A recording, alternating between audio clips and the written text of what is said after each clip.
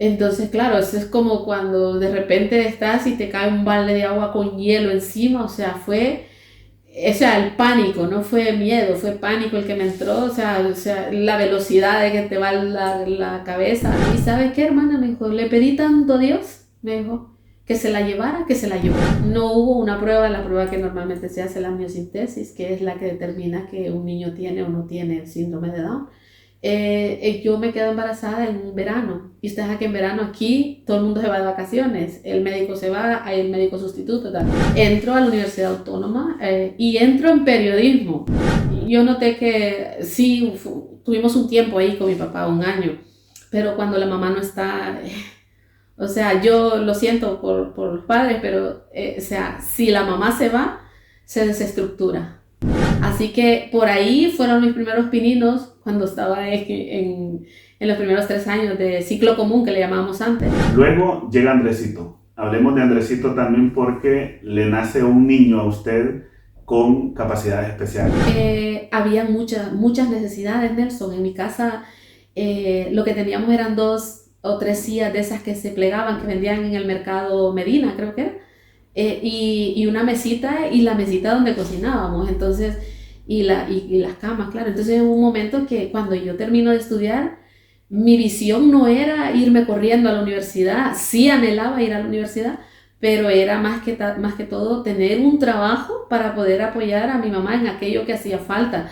No había temor que el matrimonio acabara, digo, porque usted en un país y él en otro. Fíjese que es curioso lo que le voy a decir, pero y no lo suelo decir mucho, pero a veces parece que los discapacitados somos nosotros. Al principio fue como, me caía mal, debo reconocerlo. Antes de todo eso me caía mal. Te volvería a elegir, amor.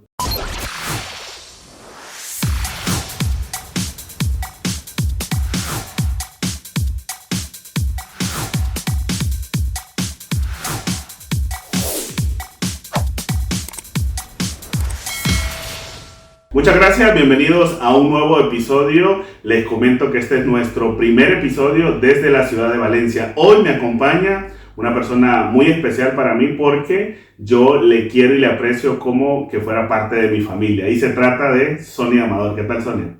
¿Qué tal, Nelson? Bienvenido a Valencia y esperemos que disfrute estos días por aquí. Aquí estamos a disposición suya para que nos lo contemos todo. Bueno, ya vamos a conversar de todo entonces con Sonia Amador de Gómez. Sonia es propietaria también de Dulces Migajas por aquí en Valencia. Vamos a comenzar, Sonia, desde el principio. ¿De dónde es Sonia y cómo llega hasta esta ciudad?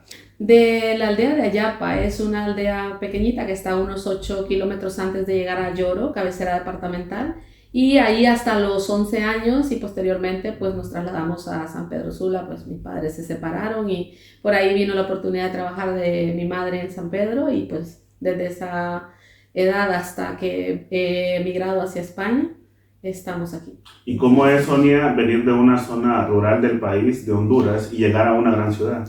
Es una situación compleja porque de venir de una aldea de unos 800 o 1000 habitantes en ese tiempo a una ciudad como San Pedro Sula de más de, en ese tiempo quizás medio millón o sea, por ahí de habitantes, pues sí, un poco complicado porque es toda la reestructuración familiar sobre todo, porque unos queríamos irnos del pueblo y otros no, entre ellos mi hermano que quiso quedarse en el pueblo una temporada y pues las separaciones siempre son, al final los afectados somos los hijos porque tenemos que decidir dónde, con quién y para dónde. Entonces pues sí, por ahí vino un poco la novedad, una ciudad grande, los miedos, los temores de perderse. Eso nos pasa a todos cuando venimos de la zona rural y no estamos acostumbrados a las grandes superficies. ¿Cómo era esa ciudad en ese momento, San Pedro Sula? San Pedro Sula es que yo viví en dos extremos de la ciudad, entonces por eso puedo decir que conozco las dos partes, como dice, de la línea para arriba y de la línea para abajo. En ese tiempo venimos a vivir en la colonia Ruiz, que estaba ahí por la parte de atrás del Banco Atlántida La Arboleda. Mi madre trabajaba por ahí y pues le dieron la oportunidad de que yo viviese ahí con ella. Luego mi hermana se quedó en Barrio El Benque, que ahí consiguió empezar a estudiar en el JTR. mi madre tenía una amiga que vivía ahí cerca y pues por cercanía y aparte le daba una oportunidad de trabajar, que era cuidar a una menor. Entonces ahí, y mi hermano que se quedó o sea, fue una separación literal, o sea, porque mi madre a trabajar, que en ese tiempo era pues trabajando interna, lo que llaman interna aquí en España, y luego mi hermana a estudiar por la noche y por el día cuidar a una pequeña, y mi hermano decidió quedarse con un tío porque pues tampoco quería quedarse con mi papá, porque no porque mi papá fuese mala persona o eso, sino porque mi papá tenía pues el tipo de trabajo que tenía, pasaba mucho tiempo fuera, y la persona que se podía hacer cargo en ese tiempo y quedándose dentro del pueblo, que era lo que él quería, mi hermano, pues se quedó con un tío.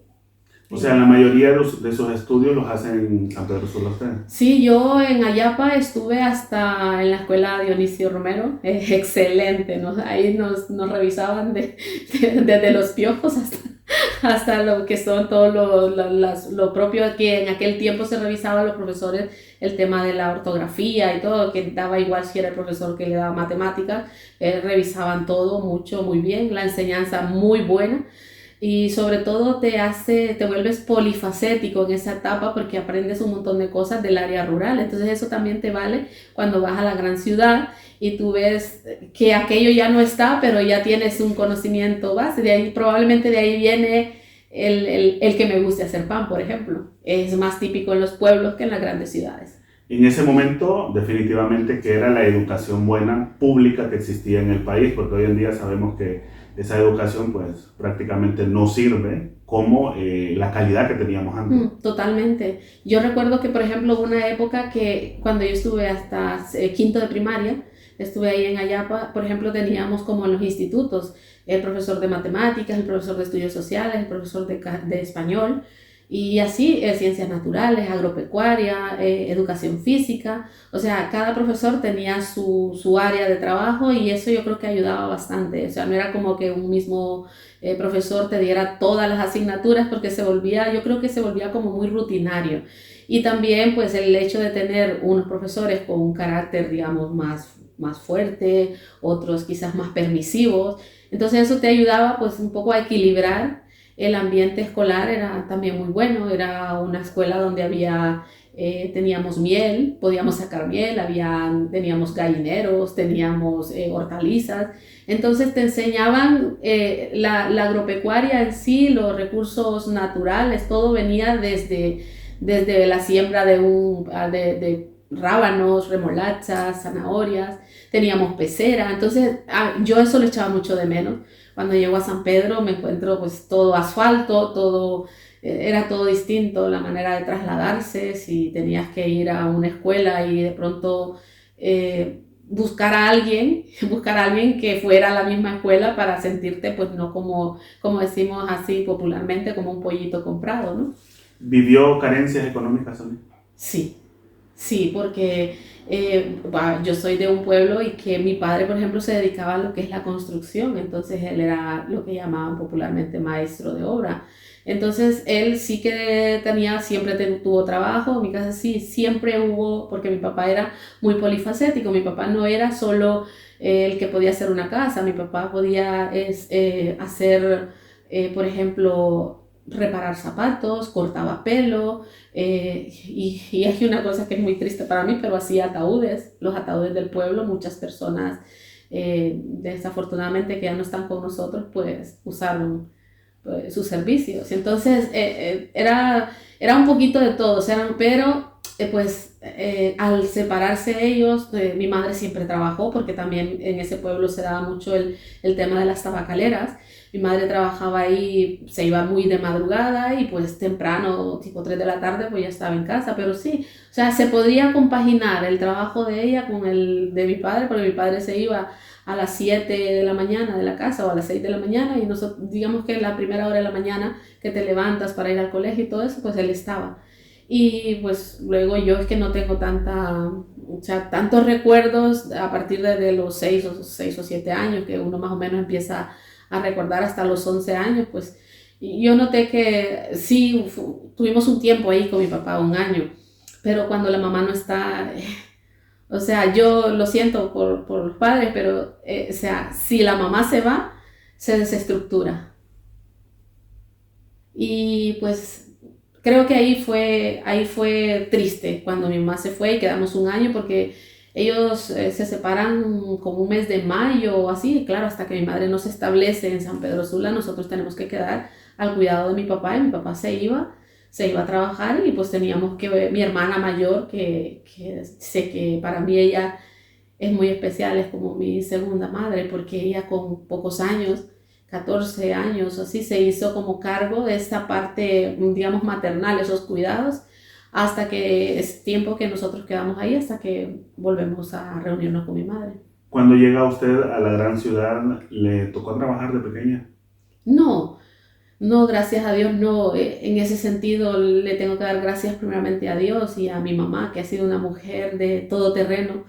Sí que es verdad que mi hermana sí que tuvo que esforzarse más, era la más grande y lo que mi madre ganaba en ese tiempo no era suficiente para hacerse cargo de un alquiler y poder darnos a nosotros el estudio. Entonces mi hermana digamos que desahogó esa parte económica de mi madre en el sentido que pues ella era pues trabajaba y se podía pagar sus cosas y mi mamá quedó básicamente con la responsabilidad mía porque el tío nuestro se hizo cargo de mi hermano y pues para él era como un hijo, lo quería muchísimo y pues digamos que se fue un apoyo para mi mamá en ese momento. Volviendo a los estudios, Sonia, ¿qué estudió?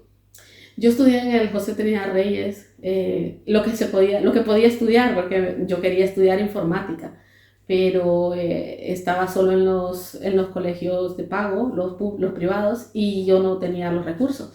Que en ese momento me imagino que se llamaba técnico en computación. Sí, había eso, pero también habían otras opciones. Por ejemplo, recuerdo que estaba, si no mal recuerdo, el nombre, el Perla de Sula, que también te ofrecía como un secretariado bilingüe en computación. Aquel tiempo era lo más de lo más. Entonces, claro, pero los recursos no daba para pagar una mensualidad de un colegio. Entonces mi madre dice, bueno, si quieres estudiar, tienes que acoplarte a lo que hay. Entonces digo, pues ni modo, vamos para el Reyes. Pero no porque fuera una institución mala, sino porque no había lo que yo quería. Pero bueno, llegué allí y continué hasta terminar el comercio.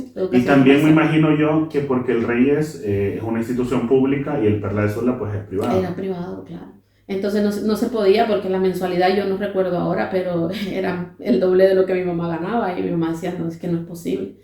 Entonces, claro, llega un momento en que tú dices, bueno, yo no quiero seguir este ciclo de no formación porque ya habías visto personas pues, que no habían estudiado y que lo pasaban con un trabajo más forzado que habiendo estudiado. Entonces digo, bueno, San Pedro, como todos lo conocemos como la capital industrial, también es una ciudad de oportunidades. Así que por ahí fueron mis primeros pininos cuando estaba en los primeros 3 años de ciclo común que le llamábamos antes, que ya empecé a despertar en mí esa situación de hacer yo algo de dinero y tal. Pero sí, la época de cuando llego a la escuela, o sea, de ir de la escuela rural, me matriculan en la Dionisio de Herrera que está en el barrio Río de Piedras.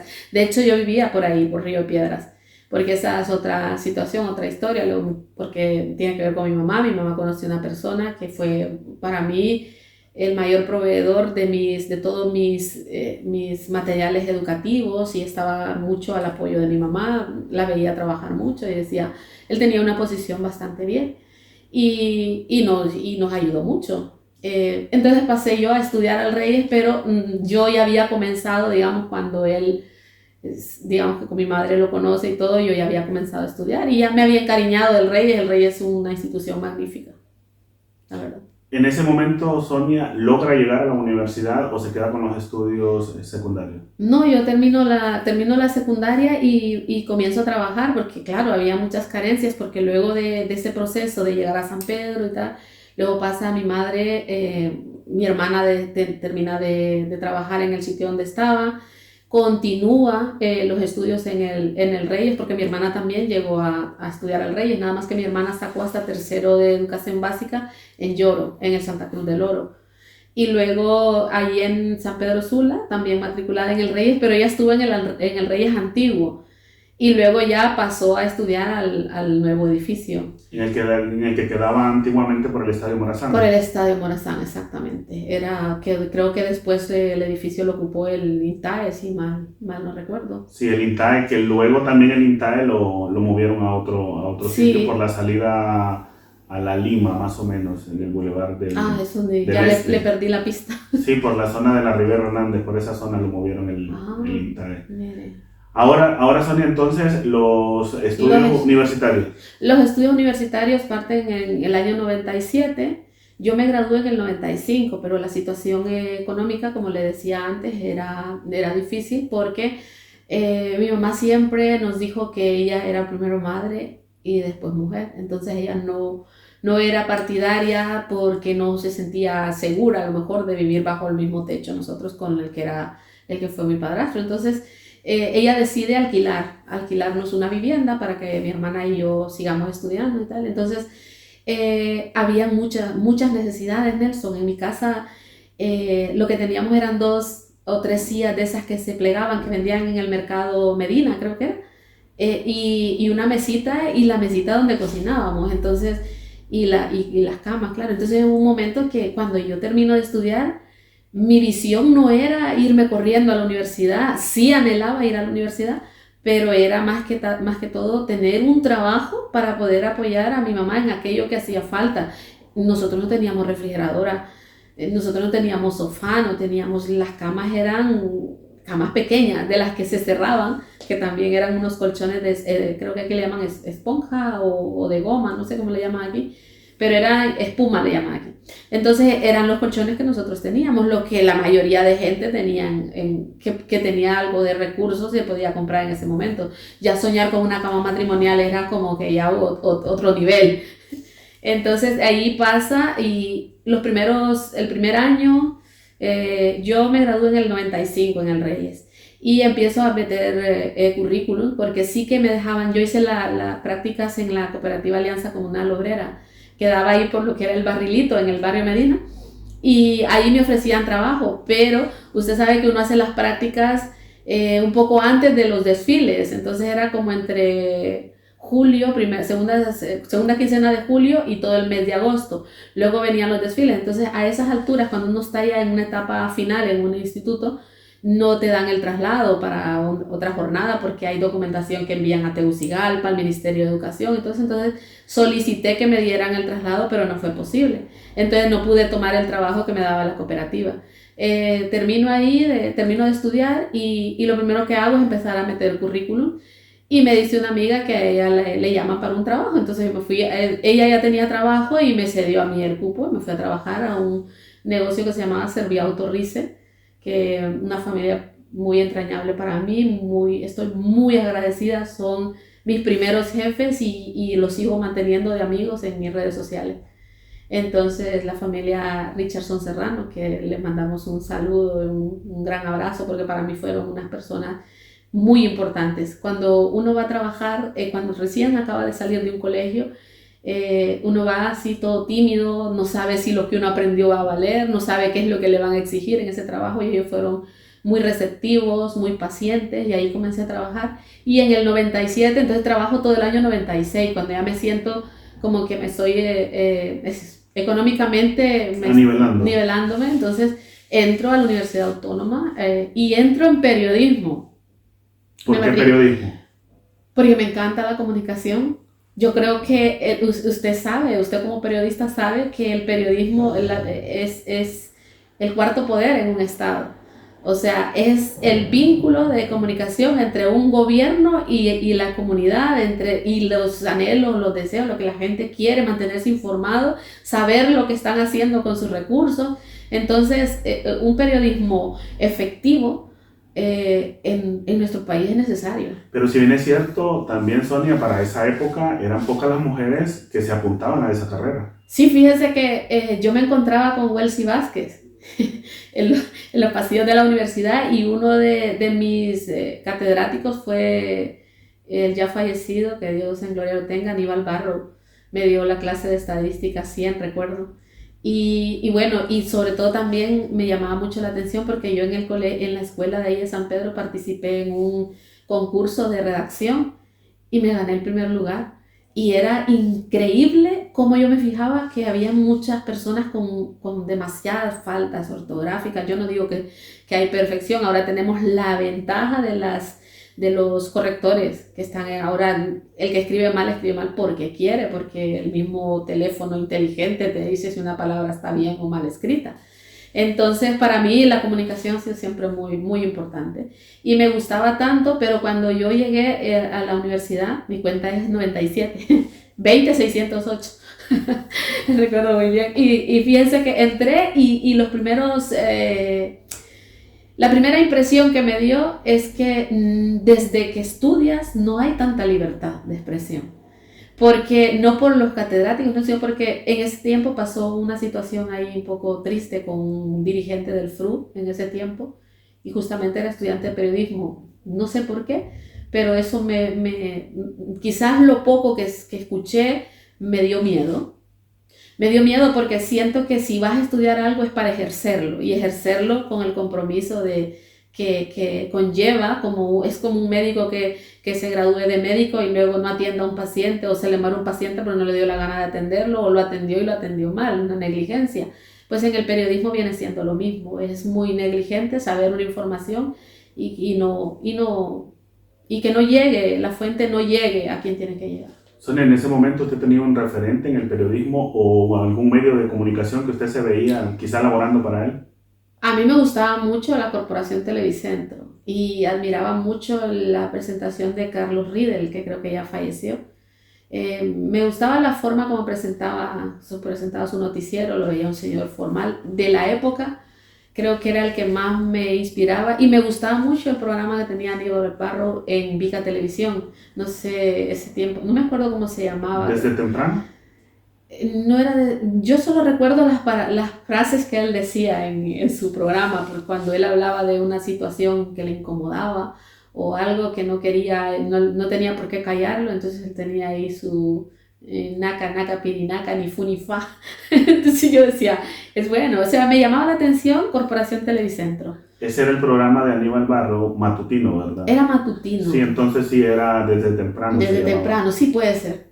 Sí, que también tenía un equipo de periodistas en la calle, él laborando también para este programa. Luego también estaba en la zona norte, estaba creo en Canal 7, creo que estaba García Ardón, que hacía, pero no que sé. También ya falleció. Sí, también ya falleció. No me gustaban tanto, ¿sabes?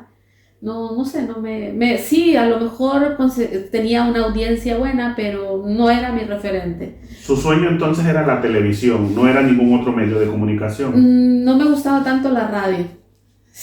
No sé, me daba la sensación que hablar detrás o sea, que nadie te viera es como, no sé, como que a mí me gusta mucho cuando hablo con las personas hablar, verlas de frente y todo. Entonces a mí me parecía que la televisión era lo que más me llamaba la atención en ese tiempo. ¿Y qué pasó con la carrera?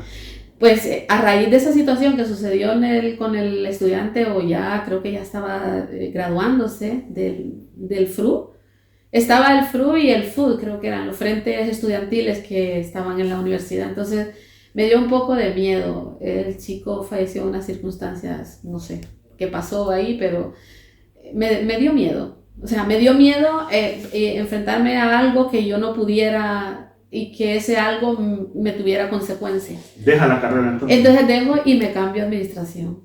¿Y esa sí la finalizó? No la terminé porque me vine a España, porque ahora viene otra situación familiar.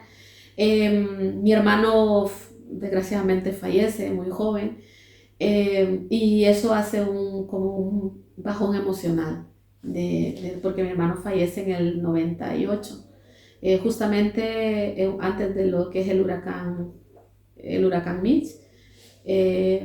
Pues falleció en junio del año 98.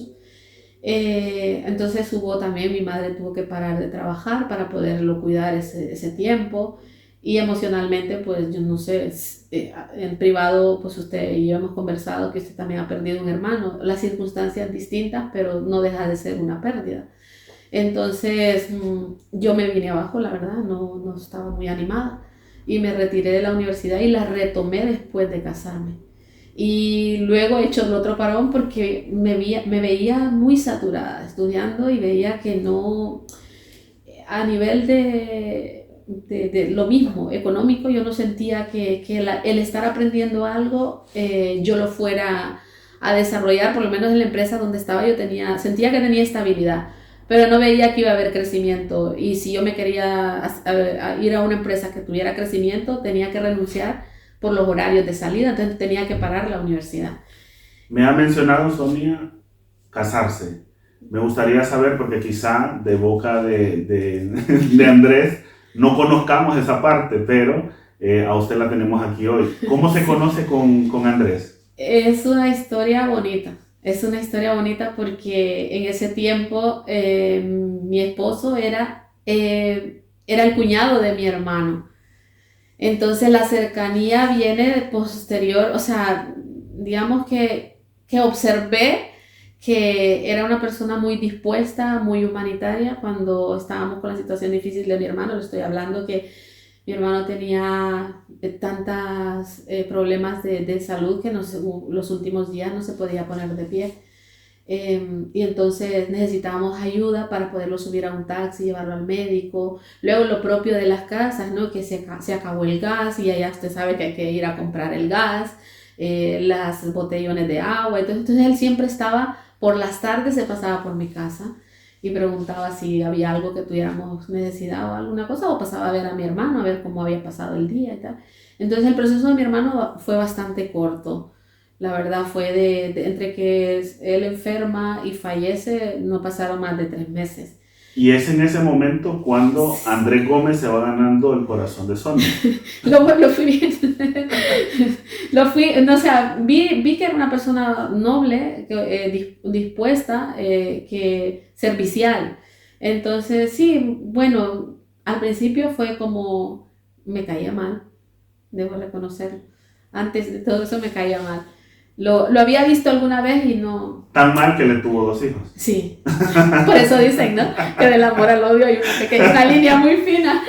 Y fíjense que no, y luego pasó de que fallece mi hermano y todo. Entonces seguimos, era como, él era el hermano de la pareja que en ese momento tenía mi hermano.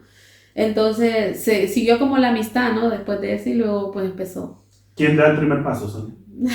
Él. O sea que vivieron un proceso amoroso a la antigua, podríamos decirlo, cuando eran las cartitas y todo eso. No, cartas no, ya éramos modernos. Se adelantaron a la época. Sí, no, cartitas no, las cartitas eran más cuando yo estaba en primaria, que uno se tiraba papelitos y esas cosas, pero no, ya en esa época más estábamos en San Pedro, aquello era más de pueblo. Las cartitas donde decían, yo sí viví eso con mi hermana, que yo a mi hermana la veía escribiendo versos, haciendo ojitos coquetos, con pequitas, boquitas con corazón. Yo lo viví eso con mi hermana. Tenían bastante imaginación, ¿va? Y más que todas las mujeres. Sí, había bastante. Y a mí lo que me molestaba, por ejemplo, de esa época que yo veía eso en mi hermana, es que a mí me dijeran cuñada. Aquello para mí era terrible. Y ahí en el pueblo, no voy a decir el nombre, pero había uno que lo tenía yo atragantado, que me veía y me decía, si vas a ser mi cuñada y tal, no sé qué, tu hermana es muy bonita, me gusta y tal. Y lo bueno es que yo a ella le gusto también. Yo decía, ¡ajá! Que la boca se te haga chicharrón. ¿Pero por qué? ¿Por qué no le gustaba a usted? ¿Celos? O sea, es que no me gustaba ninguno. Ese es el detalle. Mabel, te estoy confesando. Y cuando llega su esposo a su vida, en ese momento, bueno, obviamente comienzan a ser novios, Andrés y usted, ¿ella no la celaba a usted?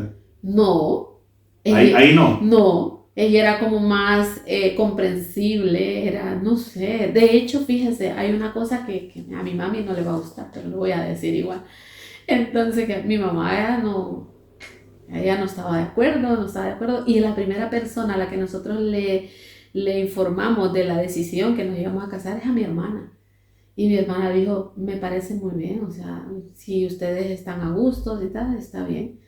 Y pues si es dice que se cuiden, ¿qué tal? Dice que no, pues sí, está bien. ¿Se casan ahí en San Pedro? Nos casamos en San Pedro, nos casamos en la casa. De hecho, nuestros testigos son los que habían sido mis jefes en el primer trabajo. Por eso les digo, yo tengo muchas cosas, muchos vínculos con ellos. De hecho, cuando mi hermano está muy mal y yo trabajo para esa familia, nosotros íbamos más atosigados que antes.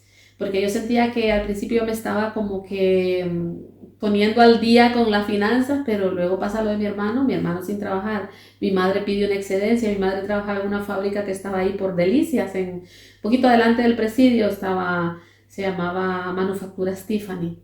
Y mi madre trabajaba ahí en la parte de limpieza de las prendas, cuando elaboran una prenda de exportación y tal, y a veces se manchaban de algo, un poquito, pues mi madre era la que quitaba las manchas. Esto era en el barrio Cabañas. En el barrio Cabañas, en la avenida Juan Pablo. Y entonces, claro, en ese tiempo pasan muchas cosas, o sea, entre que pasó lo de mi hermano, luego después yo me caso, después de que me caso, entonces nace Andrea, viene Andrea y no vino, pero con una velocidad mucho. Y a eso iba, porque usted tiene una hija que es sanpedrana, que es Andreita, su hija mayor. Sí. En ese momento, Sonia, ¿cómo se transforma su vida también a ser mamá? Sí, pero fíjese que, al contrario a lo que muchas personas piensan, yo creo que un hijo como que te da más energía porque dices, ahora tengo una responsabilidad. Entonces, justo yo retomo la universidad otra vez, ya siendo mamá. Sí, siendo mamá. Y irónicamente, llevaba mejores notas que cuando era soltera. Aún teniendo mayor responsabilidad. Teniendo mayor responsabilidad porque ya tenía el trabajo, tenía esposo, tenía hija. Y en la universidad mis notas, usted sabe que en la universidad autónoma, que sabe que en aquel tiempo se evaluaba de hasta a 100, ¿no? Ahora se evalúa sobre 10. Y yo sacaba un 97, que en la actualidad sería un 9,7. ¿De qué año estamos hablando, Sonia? Del año comenzó, que retomo yo. Andrea nace en el 2000. Bueno, y yo retomo. Ya van a hacer las cuentas por ahí, ¿cuántos años tiene Andreita? Sí, y entonces yo retomo después de que nace Andrea y pasa el tiempo, el periodo que los niños necesitan más cuidados y tal, empieza ella a caminar, pues como a los 2 años, en 2002, yo retomo la universidad, pero sí que es verdad que era un poco más difícil, tenías que matricular, yo trabajando no podía matricular más de 3 asignaturas. Entonces lo que yo hacía era que yo matriculaba a las 4 para apretar a ver si podía pasar las 4 y luego en intersemestrales también se podían sacar. Entonces en las intersemestrales yo a lo mejor metía 2 y luego y así. Entonces lo vi difícil pero no inalcanzable. Entonces pues sí, digamos que somos pasantes de administración de empresas. Y en ese momento que usted toma la decisión ya de venirse para España, ¿cuántos años tenía Andreita y cómo fue? ¿Se vienen todos en familia o cómo es esta transición hasta llegar a este país? No, Andrea se queda. Nosotros hicimos un acuerdo porque yo vine aquí a raíz de que tengo una hermana de padre, de mis hermanas mayores, estaba aquí, entonces ella pues más o menos me comentaba cómo era la situación. En ese tiempo ella hizo la documentación con Zapatero, cuando José Luis Rodríguez Zapatero hizo la regularización, que todas las personas que habían entrado hasta agosto del 2004 y tenían alguien que les hiciera una oferta de trabajo, podían hacer sus papeles. Entonces mi hermana había entrado en enero del 2004 y yo vengo en marzo del 2005, lamentando, por supuesto, digo, ay, qué pena no haberme venido antes, porque hubiese podido sacar Porque hubiese entrado usted en este programa. Sí, y luego es como, bueno, no se dio, pero se dará, llegará su momento. Entonces yo cuando eso sucede, yo me empiezo a informar aquí cómo es el tema de la documentación, porque a mí en ese momento, desafortunadamente, yo no recuerdo ahora mismo si mi hermana en su momento me dijo algo del padrón. Entonces yo no tenía quien me empadronara, porque yo llego a una habitación, es que hay cosas que la gente no sabe. Mucha gente viene con una bendición muy grande, yo también la tuve, quizás un poco con más, ¿cómo le puedo decir? Tropiezos. Más tropiezos que otros, pero yo llego y mi hermana, por ejemplo, ella compartía piso, o sea, no compartía, le alquilaban una habitación y ahí habían 2 personas más, una que estaba permanentemente como con mi hermana y la otra salía cada 15 días, y yo vengo con una sobrina, hija de mi hermana, y ya venimos 5 personas a una habitación. Entonces imagínense, yo vengo de mi casa, porque ya en ese tiempo yo ya teníamos la vivienda, nos habían concedido la hipoteca ahí en San Pedro. Entonces, claro, era una casa pequeña de 2 habitaciones, pero era mi casa, o sea, no había ningún otro extraño ahí, la más extraña era mi madre. Entonces, claro, yo vengo aquí, me encuentro el panorama que que las refrigeradoras, cada balda de la refrigeradora tiene un propietario, que no se podía tocar nada. Yo decía, qué sistema más raro de vida, pero bueno, había que respetar. Y también vine como avasallando, porque yo a veces llegué al sitio y vi que había un poco que había que limpiar. Y yo me puse a limpiar me metí hasta la habitación del dueño. Usted quería limpiar todo el piso. Acomodé los muebles porque yo digo, estos muebles están mal acomodados porque tienen el espacio muy reducido y si se pusieran de esta manera. Entonces, claro, la mujer cuando llegó, era una boliviana, y dice, uy, qué bien huele, que limpia hasta la casa y no sé qué. Uy, ¿quién ha movido esto? Ay, le digo, perdón, ¿le molesta? No, me dice, es que a nadie se le había ocurrido poner los muebles así, la verdad que sí, que da espacio y no hay que pasar por el medio cuando están hablando las personas y tal.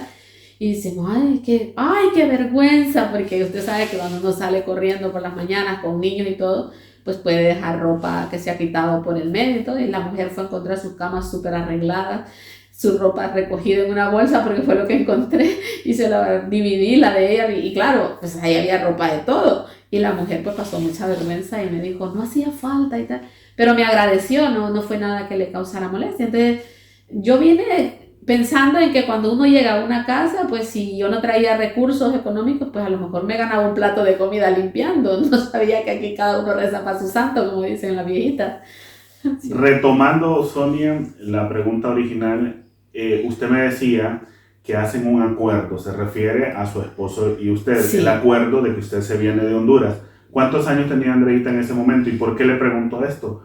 Porque me imagino que para ser una madre muy responsable también fue muy difícil el tomar esa decisión, saber que deja a una pequeña niña en nuestro país y tener usted que viajar hasta aquí. Sí, totalmente, porque Andrea yo viajo en marzo y Andrea en abril cumplía 5 años. Entonces fue difícil porque yo creo que sería de uno de los episodios de mi vida que si lo pudiera modificar lo haría. Sin embargo, siento que en ese momento, con los recursos que habían y con lo que se podía hacer salvaguardándola a ella, era la mejor decisión en cuanto a protegerla. Entonces, yo pues acordamos con mi esposo, dice, te vas y si, no sé, dice, si yo me puedo ir y si ves que las cosas no son como dicen que es, entonces te regresas. Y yo también caí en eso típico, ¿no? De la gente que cree todo lo que, o sea, que se empieza a multiplicar, ¿no? A decir, voy a ganar tantos euros, aquí son tantos lempiras, voy a hacer, pero no tiene en cuenta lo que ocasiona los gastos que incurre vivir aquí. Porque claro, uno hace cuentas con los lempiras, pero luego te das cuenta aquí, no, pero es que aquí yo pago en euros, o sea, esto es lo que me queda y tal. Entonces, nunca me negué a pagar, por decir, alquilar una habitación, aunque estuviese interna. Bueno, pero las circunstancias que pasaron y mi esposo me dice, bueno, te vas y tal. Y vengo, lo veo bien difícil. Tuve un encontronazo en los primeros días y para mí fue duro porque fue como un tocar tierra. Estás aquí, estás en España, tienes que tomar una decisión.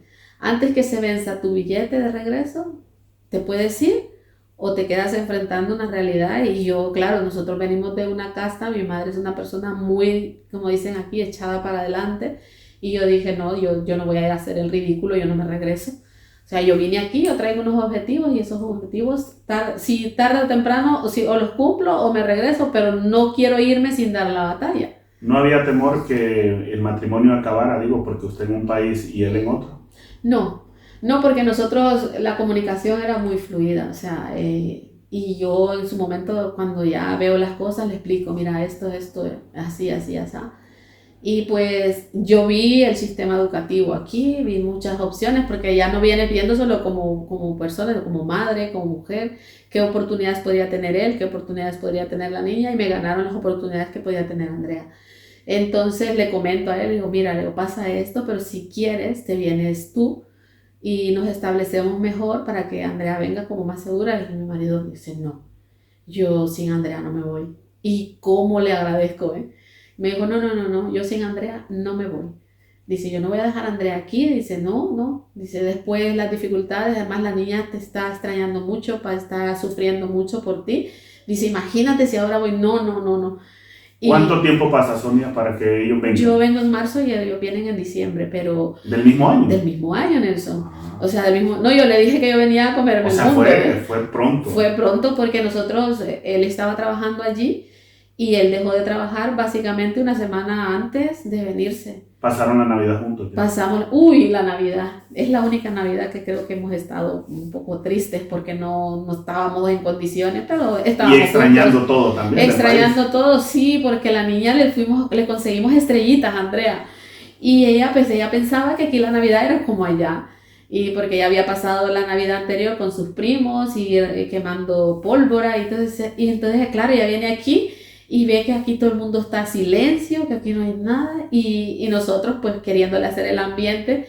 No me acuerdo ni dónde, Nelson, conseguimos donde vendían las dichosas estrellitas, preguntando creo que dimos, y le compramos ahí su par de paquetes y nosotros nos fuimos cada uno con las estrellitas porque era lo que ella quemaba. Sin adelantarnos mucho, Sonia, porque quizá en algún momento tenga Andreita también en el podcast y vamos a hablar más a profundidad de este tema. ¿Cómo fue la niñez de Andreita? Yo pienso que al principio los hijos mayores siempre ¿Son rebeldes? Sí, no es la rebeldía. Andrea es muy buena. El detalle es que son los que digamos que sufren el proceso porque todos para establecernos aquí pues ella lo sufrió. Entonces en Honduras por ejemplo yo siempre le dije, o sea, yo no pensaba tener más hijos. Pensaba que una bien cuidada y con lo necesario. Entonces, porque siempre te remontas a lo que viviste cuando eras pequeño, que si se le compraba zapatos a uno, al otro no se le podía comprar. Entonces yo no quería como repetir ese patrón. Entonces, pues pasó lo de Andrea, fue el proceso, ella ha sufrido el proceso de migración a la par de nosotros. O sea, no tenía como nosotros no teníamos documentación, ella no tenía la documentación, también fue a clases extraescolares, porque aquí pues ya sabemos que está el valenciano. Sin embargo, por ejemplo, ahí en Honduras Andrea tenía lo que era la educación de infantil, que sería el kinder allá en Honduras, ¿no? Entonces ella viene aquí y los niños de su edad ya estaban leyendo. Y Andrea allá en el kinder recortaba dibujitos, coloreaban, empezaban con las vocales. Entonces cuando ella viene aquí ve que los niños están leyendo, pues fue un trabajo arduo de la profesora que le sirvió de apoyo a ella porque le asignaron una profesora para que le enseñara a leer, y lo que hacíamos en casa, el trabajo. Ahora Andreita ha crecido. Usted me comentaba hace un momento que su mamá no estaba de acuerdo con el noviazgo que usted tenía con el papá de Andreita, Andrés. Sí. ¿Usted cómo ha vivido este proceso, esta etapa, teniendo una hija hembra? No, pues contrario a lo que pasaba, yo siempre pienso que los hijos van creciendo y nosotros les tenemos que formar las bases y las capacidades para poder ellos tomar sus propias decisiones. Entonces, por ejemplo, Andrea es mayor de edad, pero si fuera menor, yo siempre lo que le decía, si alguien te gusta, si alguien quiere, esa persona se va a interesar, pero también se va a interesar por conocer dónde vives. Pero a mí no me va a gustar digo, que tú estés en un parque sentada hablando de escondidas. A escondidas no. A escondidas no, porque Nelson, lo más importante hoy en día, como está la situación, es que tus hijos sepan con quién andan, dónde están. No que salieron y no sabes dónde está, y más en estas ciudades que usted sabe que aquí pasa algo. Es difícil, la policía es efectiva, pero hay casos que no se han resuelto. Pero recordemos también, Sonia, que como hijos a veces tenemos ese temor de que esta persona no encaje en la familia y es como mejor no presentarlo y tenerlo oculto y, como dice alguien, respetable, a bajo perfil. Respetable, no, es muy respetable. Y ella sabe cuáles son las bases de uno como mujer, y decir, bueno, o sea, primero que nada que sea una persona que no te vaya a faltar el respeto. Lo principal es que no te falte el respeto, porque si te quieren no te van a faltar el respeto, van a procurar cuidarte. Entonces ella dice que ella ha tenido un referente bien, porque ella ha visto cómo es su papá y cómo la protege a ella, o cómo él se comporta en la familia y su instinto protector. Entonces, partiendo de ahí, yo creo que es fundamental lo que uno les enseña a sus hijos, el respeto. O sea, que sobre todas las cosas no hay que irrespetar a nadie y no consentir que te falten el respeto a ti. ¿Ha llegado un prospecto, Sonia, que no le ha parecido a usted como suegra? Sin decir nombres, obviamente, ¿verdad? Sí, pero no, yo no tuve que decir nada. Yo por el contrario, fíjese, yo dicen que cuando no puedes con el enemigo, únete a él. Más fácil. Más fácil. Mire, si uno empieza a poner barreras, no tiene esa oportunidad de tratar a esa persona. Entonces, al que esté viendo este podcast, le digo que yo soy amigable. Yo soy amigable porque me interesa más conocer a la persona. Me consta que es amigable, Sonia. No soy tanto eso de... Tampoco considero que tengo yo que decir no, porque es una decisión muy personal. Luego llega Andresito. Hablemos de Andresito también porque le nace un niño a usted con capacidades especiales. Capacidades especiales, sí. Andresito es... ¿En qué año, perdón? 2008. 2008 nace Andresito. Sí, 2008, porque ellos vienen en el 2005, el mismo 2005, y ya casi estando al proceso de regularizarme, me sucede algo que tengo que pasar al médico y tal, o sea, y el médico me pregunta, pues típico, ¿no? ¿Cuántos hijos tienes? Y me pregunta, dice, pues tienes que tomar una decisión, porque ya, dice, si vas a ampliar la familia, porque era un tema ginecológico, dice, o ya de plano decides quedarte con un solo. Entonces le dije que no, que yo había pensado quedarme con un hijo, pero cuando yo me vengo de Honduras a España, me doy cuenta que Andrea está sola y que necesitaba, digo yo, no sé, la veía tan solita, y ella cuando veía niños se le iban los ojos y me decía, mami, yo quiero un hermanito. Mami, yo quiero un hermanito. Y no es eso lo que me hace tomar la decisión, es que ya estaba en el límite de decir, o lo tengo o ya no más. Entonces decido que buscar a Andresito y ahí está. No había en el proceso de control de embarazo, no hubo una prueba, la prueba que normalmente se hace, la amniocentesis, que es la que determina que un niño tiene o no tiene el síndrome de Down. Yo me quedo embarazada en verano, y ustedes saben que en verano aquí todo el mundo se va de vacaciones, el médico se va, hay el médico sustituto, tal.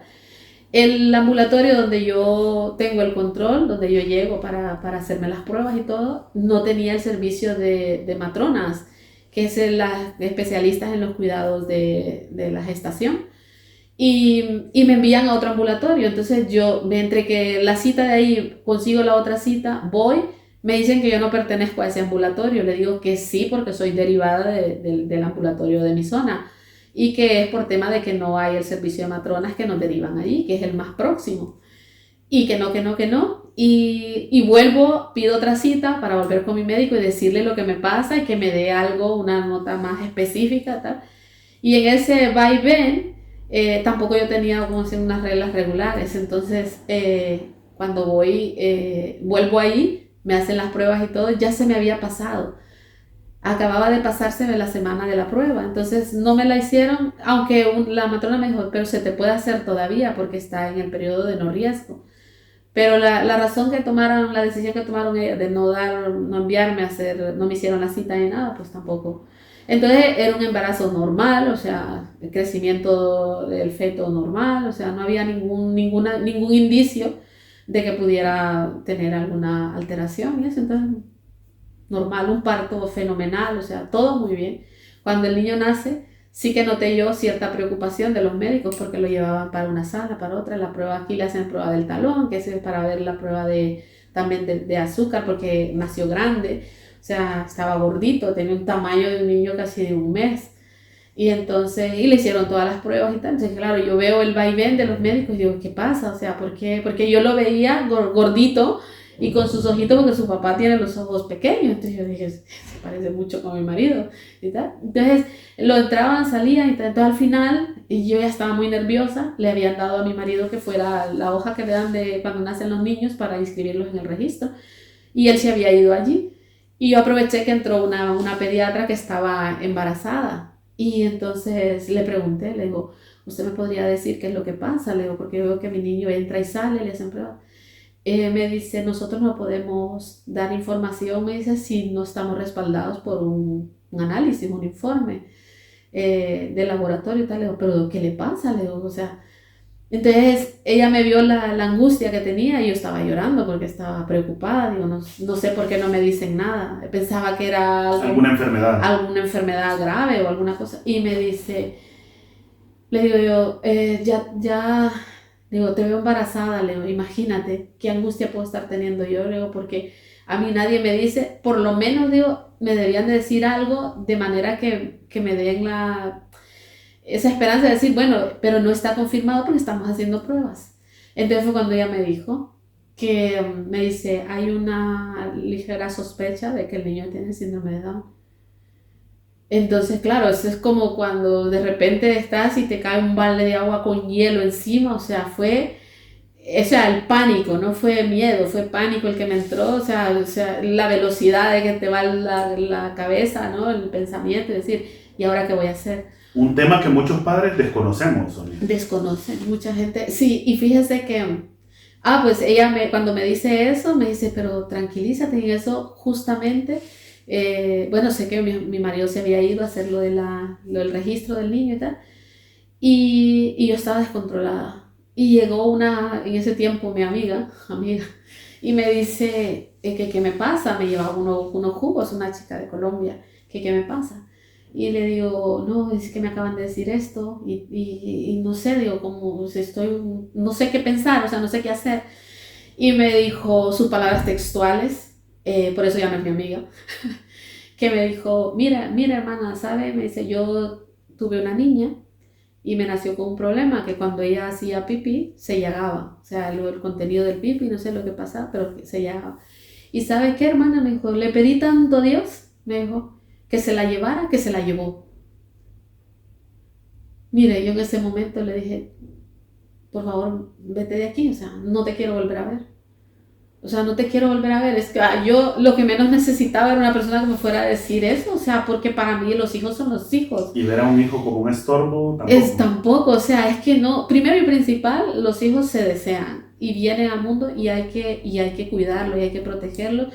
Y si usted se pone a ver un prospecto de hijo, usted dice, bueno, quiero un niño que sea de ojos así, un niño que sea rubio, un niño que sea así, un niño que sea así, pero usted está pidiendo un niño perfecto, un niño que no tenga, y luego dices, bueno, pero yo cómo soy.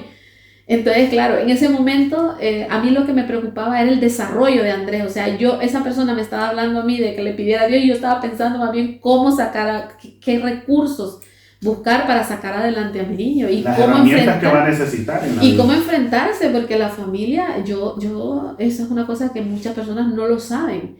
Yo con mucha familia, yo solo hablé con mi hermana, fue la primera persona que yo le comenté lo que pasaba. Mi hermana me escuchó horas al teléfono llorando porque yo le decía, es que no sé qué, no sé si iba a caminar, no sé si iba a hablar, no sé si iba aquí, no sé. Y mi hermana me decía, pero si aquí en Estados Unidos, porque mi hermana vive en Estados Unidos, aquí en Estados Unidos, me dice, trabajan en los supermercados, me dice, no pienses que estás en Honduras, porque claro, lo que más te preocupa es que en ese momento todavía tu chip está entre que has venido a trabajar y te vas a regresar. Y te vas a regresar con un panorama desolador, porque usted sabe que la discapacidad en Honduras es desolador, no hay. Y otra que imagino yo que usted hablaba también desde el punto de desconocimiento de este tema. Exacto, porque yo no sabía nada, pero fíjense que en el mismo hospital recuerdo que la misma doctora me dijo, si se quiere ir informando, porque a todo esto a él le da el brote de la bilirrubemia, que se ponen amarillitos los niños. Entonces lo pasaron a neonatos y lo tenían en su, ¿cómo le llaman? Incubadora, y lo tenían con la luz y era precioso porque lo tenían como cuando está tomando el sol. Y ellas, como era tan piernón y tal, le cruzaban la piernita, le ponían el antifaz y le ponían las manitos hacia atrás y dice, tomar el sol. Entonces nos hacía gracia porque decían el grandullón, le decían en la sala. Y claro, luego me doy cuenta cómo aquí el sistema sanitario, aparte de efectivo, hay mucha empatía entre el personal. Yo vivía a 2 o 3 cuadras, que no son en Honduras, que son manzanas en España, del hospital. Y no me permitían que me fuera a casa, o sea, me daban la comida. 13 días estuvo Andresito ingresado ahí. y hasta que ya vieron que el colorcito ya lo cogía bien y todo, entonces ya me enviaron a casa. Pero la atención, el tema de la atención, el parto, el reposo, la alimentación, porque la alimentación era increíble, o sea, te daban una cantidad de comida y te decían, hay que comer porque estos niños necesitan leche y para producir hay que estar bien alimentadas, pero Nelson eran 2 platos más la ensalada, eran 3 platos básicamente, y 1 litro de jugo, el zumo de manzana, de pera, de lo que fuera, una fruta y un yogur. Imagínese usted todo eso en la hora de la comida y dice, ¿yo qué voy a hacer con todo eso? Es la comida que consumiríamos en Honduras todo el día. Y fue muy bien el trato. Y ahí me dieron la información y me dijeron que detrás del Hospital General estaba la Asociación de los Padres de Niños con Síndrome de Down, ASINDAUN. Y desde el primer momento yo acudí ahí para informarnos cómo era el proceso, qué era lo que teníamos que ir haciendo, toda la estimulación. Así que él ha tenido la estimulación desde el minuto cero, básicamente. Y desde ese momento, ¿cómo ha sido el desarrollo del proceso hasta el día de hoy de Andresito? Súper bien, o sea, es todo lo que... Yo siempre le digo a las personas que si yo hubiese sabido cómo iba a ser el desarrollo de Andrés, yo no hubiera llorado, pero ni 2 minutos, porque ha recibido la estimulación en tiempo. Andrea ha sido un motor para él, porque claro, su referente es Andrea. Entonces, los niños con síndrome de Down, no sé si todos en general, pero el mío, voy a hablar del mío, tiene mucha tendencia a la imitación. Entonces, claro, sí que hay que cuidarse de ciertas cosas porque sí, así como aprenden, es más fácil, usted sabe que todo el mundo las cosas que no son buenas las aprenden a una velocidad increíble, entonces hay que ir con ciertos cuidados de lo que se puede hablar, que el niño no vaya a escuchar una palabra que para él vaya a ser repetitiva y tal, pero luego también está el tema de educación, que controlas dentro de tu casa, pero fuera de tu casa. Es un detalle. ¿Lo de bailarín a quién lo sacó? Al papá y Andrea también. También. Ha sido... Lo ha visto. ellos sí. Y aparte, bueno, a mi hermana también le gusta muchísimo bailar. Mi madre también dice que en su juventud ella bailó mucho. Entonces yo creo que es la genética. Pero mire, contrario a eso, yo tengo los pies izquierdos. O sea, yo ni para uno ni para otro. ¿Qué estudia actualmente Andresito? Andresito está en un instituto o colegio de educación especial porque van de varias edades y él ahí es como descubrir talento. O sea, él ha estado, por ejemplo, en talleres de madera. Primero ha estado en la lectoescritura y todo, como un ciclo básico. Y luego pasan ya a lo que es como una diversificación de funciones. Ahí existe lo que es la madera, hostelería, cerámica, y él pues ha probado en madera y le gusta. Ha probado ahora mismo está es como, ¿cómo le puedo decir? Pasó de madera, lo metieron a cerámica, pero luego está en un aula de inclusión o sea, de independencia, de autonomía. Entonces, pues se ha descubierto que le gusta mucho el tema de las manualidades. De hecho, hay algunas cosas por ahí que ha hecho en cerámica, que están muy bien. Y básicamente hasta que él cumpla la edad de poder salir de ahí, que creo que es hasta los 21 años que puede estar ahí, ahora mismo tiene 17 recién cumplidos, entonces pasa a un taller ocupacional. En el taller ocupacional pues hacen varias actividades y incluso elaboran cosas para la venta y sostenimiento de algunas áreas. ¿La autonomía de él cómo es? ¿Se puede valer por sí solo? Sí, totalmente. Andrés se ducha. Vean, Andrés ordena hasta el peluquero cómo quiere cortarse el pelo. O sea, yo pienso que nosotros como padres no tenemos, porque fíjese que es curioso lo que le voy a decir, y no lo suelo decir mucho, pero a veces parece que los discapacitados somos nosotros. Porque pasa que, por ejemplo, él tiene su personalidad y como todo el mundo, esto no me gusta y esto no me gusta, y si no me gusta no lo voy a hacer, y si no me gusta, si es algo que me has comprado y no me gusta, no me lo voy a poner. O sea, él tiene su personalidad y es muy coqueto. O sea, él nunca le ha gustado porque, claro, su referente ha sido su papá. Cuanto a los perfumes, él los perfumes de niño nunca los quiso. O sea, hasta que él se empezó que yo le ponía así, pero ya luego cuando él ha tenido posibilidades de perfumarse él, de empezar a tocar las cosas a partir de los 3, 4 años, ella se ponía los perfumes de su papá y nadie lo sacó de ahí. Y él por ejemplo, se baña él solo, recoge ropa, la combina muy bien. A veces, si no le gusta, yo por ejemplo, si le preparo, le digo, te dejo la ropa preparada tal en la mañana cuando vamos al colegio, cambia las camisetas, dice no, con esta mejor, o este pantalón no, o este otro es más cómodo. Y el tema de los zapatos, es aficionado a las deportivas y es la deportiva de turno. Cuando se compra una deportiva, las otras pasan a segundo plano hasta que, yo qué sé, hasta que llega una nueva. Sí, hasta que llega una nueva, es así. O sea, es que ese es el detalle, que nosotros tenemos que dejarlo ser.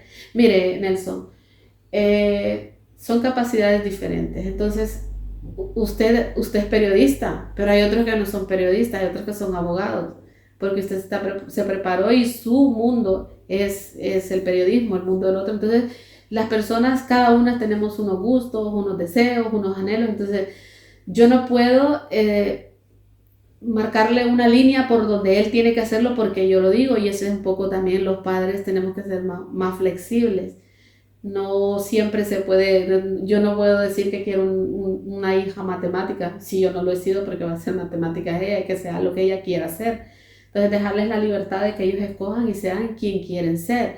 Sí que hay pautas, las pautas que todo el mundo marca de un niño, que esto no se hace, pero a Andresito, a Andrea y al que sea, si hubiera tenido más. O sea, es no estigmatizar, o sea, no meterlos en una burbuja de, ay, no hagas esto porque va a pasar, ay, el niño tiene, el niño aquí. Porque yo comencé así, entonces yo al comenzar así, yo tenía muchos miedos y era lo que le decía, siempre mi marido me dice en las anécdotas, me dice, cuando él me dice algo que me molesta, me dice, ay, pobrecito el niño, a ver si va a hablar, porque yo decía al principio, decía, y esa es otra cosa, pobrecito, la palabra pobrecito, o la gente, por ejemplo, yo no le culpo a las personas, culpo al sistema que no te permite o no visualiza esto para las personas. A mí no me gusta, por ejemplo, cuando una persona se refiere al síndrome de Down o a cualquier como una enfermedad. El síndrome de Down no es una enfermedad, el síndrome de Down es una condición genética. Así como usted es más alto que yo, o sea, es su genética y yo soy más bajita porque mi genética es aquella. No es un tema hereditario tampoco. El síndrome de Down es un desorden cromosómico del cromosoma 21. Entonces es como la división de cromosómica que no se da como tiene que darse.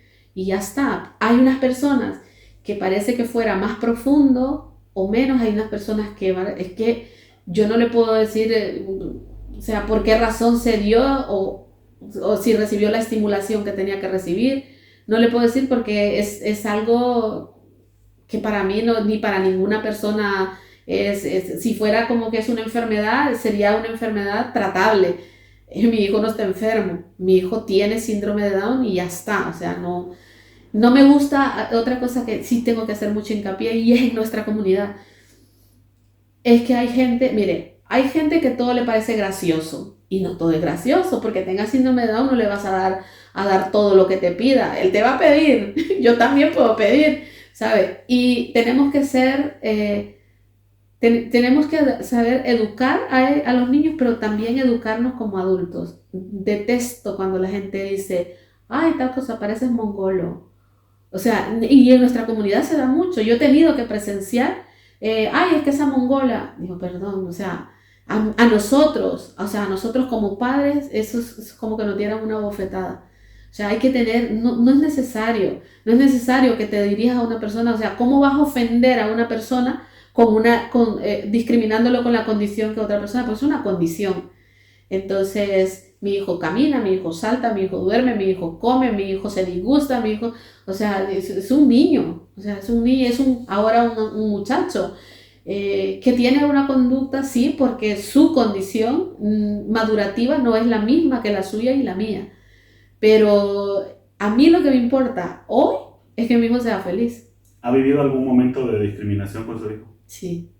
Yo no lo he vivido así tan, y me he enfrentado a quien me he tenido que enfrentar, porque cuando tenemos un hijo con discapacidad, y cualquier hijo, ya usted sabe que cuando uno tiene un hijo, uno ya puede ser abogado, secretario, psicólogo, médico, todo, y si hay que defender, se defiende. Tuvo un episodio mi mamá, que fue que mi mamá llegó muy triste, eso aquí en España, en un parque. Había una señora, una mujer así como muy, se ve que no habría tenido hijos o su situación era mucha amargura. Y estaba con un perro y el niño era pequeño y el niño, hasta entonces él no le tenía miedo a los perros, ni en ese momento pasó después un episodio por el que le empezó a tener miedo a los animales. Y él quería tocar al perro y la mujer no sé qué le pareció, que le iba a transmitir algo el niño, pero le dijo, quítate, apártate de aquí, dice que tiene más valor mi perro que tú. Si yo llego a estar ahí, mínimamente, y mi mamá venía recién llegada de Honduras, no, ella no le dijo nada, solo agarró al niño y llegó a la casa y llegó con los ojitos, pues los propios, no es tu nieto. El miedo de que no tenía ella permiso de residencia y todo, la hizo como le digo, si en ese momento a mí me pasa, yo llamo a la policía, o sea, yo ni me pongo a discutir, yo le digo, mire, esta persona me ha faltado el respeto, me ha dicho esto, o me encaro con ella y le digo, pues yo creo que tu perro tiene más valor que tú, porque una de eso no se dice y si yo no sé la gente cómo tiene la cabeza, pero si la tienes mal, no, por muy mal que la tengas, no vas a comparar un niño con un animal. Entonces, por ahí, sí. Me pasó también otra situación. Mi niño cuando llega al colegio, llega al mismo colegio que estaba Andrea. Pero Andrea, al tener tanta diferencia de edades, porque dése cuenta que cuando Andrea está saliendo de sexto, mi hijo llega a infantil, que ya tenía los 3 añitos. Entonces, había una profesora o sea, ella aparentemente estaba todo bien. O sea, le trataba, le cuidaba bien y tal. Lo incluía con todos los niños porque el protocolo es ese, pues estás en un colegio ordinario donde no es un colegio, y aunque sea un colegio especial, lo normal es que los niños socialicen con los demás niños. Y entonces yo iba por cierta calle y coincidencias que ella siempre me había sonreído a mí en el colegio y todo bien y todo tal, no sé. Y yo voy detrás de ella y ella dice, ¿qué tal? ¿Cómo te va? Se encontró con alguien en la calle y iban hacia la misma dirección, con lo cual iban caminando, hablando de la situación laboral y tal. ¿Y qué tal? ¿Cómo te va? Y le dice, bien, ahí, bueno, tengo ahí pues una situacioncilla, pero bueno, es lo que hay. Me ha tocado un chiquillo con síndrome de Down y imagínate. O sea, y ella le dice, pero bueno, dentro de lo que hay es lo menos malo, ¿sabes? Lo que te digo y tal, no sé qué. Y yo voy detrás de ella y cuando ella se da cuenta que vamos a estar, ay, hola, ¿qué tal? ¿Cómo estáis? Le venía contando a mi amiga, dice que vuestro hijo, oh, qué majo, qué tal, no sé qué. Y yo me quedé, dije, qué hipócrita. O sea, no le dije nada, obviamente no me iba a encarar, solo le dije, sí, ya, digo, hasta luego. Es que se daría cuenta que yo había escuchado. Después no me daba la cara. También he tenido algún episodio, por ejemplo, alguien le puso una zancadilla en su momento en el patio y pues el niño en la caída perdió un diente y lo estuvieron buscando y todo y no sabían después cómo explicarme y tal. Y lo obvio que yo les pagaba un seguro médico escolar. Entonces llegó el médico y todo y me comentó Andrea que pues ella todavía estaba ahí, ella escuchó la ambulancia y todo, pero mi hija estaba en la parte de arriba y los pequeños abajo. Y no se imaginaba que era él hasta que le entregaron la bolsa con la ropa con sangre. Nos comunican a nosotros que ha pasado un incidente, pero que todo está bien, pero que lo han llevado al niño al médico porque se cayó y se había hecho una fisura en el labio y tal. Y después era un llama todos los días, porque claro, el niño estaba de baja médica, llamándome para preguntar si todo iba bien. Y le he dicho que, bueno, en su momento le dije, no te preocupes, digo, si me está llamando porque crees que te voy a denunciar. Yo entiendo que los niños pueden tener caídas y pueden tener ahora, digo, si fuera un episodio de otro tipo, entonces sí yo tendría que tomar medidas, Leo. Y era la misma profesora. Entonces le di como un poco de lección en las dos situaciones y después pues me la encontraba y todo. Y luego el niño salió del colegio porque aunque se diga que no, hay situaciones que hay que visualizar. Por ejemplo, ese colegio, y me voy a obviar el nombre por tema de, usted sabe que no se puede, pero habían otros niños de otras nacionalidades ahí y curiosamente cuando llegó cierto director, los niños salieron de ese centro, todos los niños extranjeros salieron de ese centro. Yo me los encontré en el siguiente donde yo ya estaba. Y dicho por un profesional en ese momento, porque te llaman para, digamos, como para informarte de que lo mejor sería que el niño acuda a tal centro. Y estamos hablando de España, que es el país con mayor inclusión y tal. Entonces, es como cuando tienes, o sea, no queremos tener un niño con más atención, por decirlo de alguna manera. Entonces me hicieron un gran favor porque llegamos a un colegio donde la profesora era, vamos, era todo terreno y era de las que piensa como pienso yo, niño es niño. Todo el mundo, y Andrés ahí fue a natación, se estaba en extraescolares, hacía en deportes, lo metían en todo. Entonces él ahí desarrolló como más independencia de la que yo pretendía para él. Como padres, ¿a quién le tocó o le costó más asimilar este proceso? ¿A usted o a Andrés? Yo creo que a los dos, pero yo lo visualicé más, porque los hombres suelen ser como más contenidos, porque tienen la certeza de que ellos tienen que ser como más protectores y más, digamos, que tragar más los problemas y tal. Yo estaba más, diríamos, alborotada con la situación, pero no porque rechazara la situación. Yo al principio, cuando ya me traen el niño, voy a casa y me encuentro con eso de que cuando eres padre primerizo también te pasa eso mismo, que ya te dan el bebé y ya ves qué haces tú en casa con él. Pues esa sensación, pero multiplícala por 10, o sea, ir a comer bien, porque claro, Andrés tiene un problema cardíaco, tiene el canal interventricular abierto y comunicado entre sí, o sea, el corazón tiene digamos, dos partes, ¿no? Mitad izquierdo, derecho, y el ventrículo, que es, digamos, la división de eso, tiene comunicación. Entonces se sabe con el reflujo de la sangre, el bombeo y todo eso. Entonces él tenía tres, un pequeñito, uno un poquito más grande y el grande.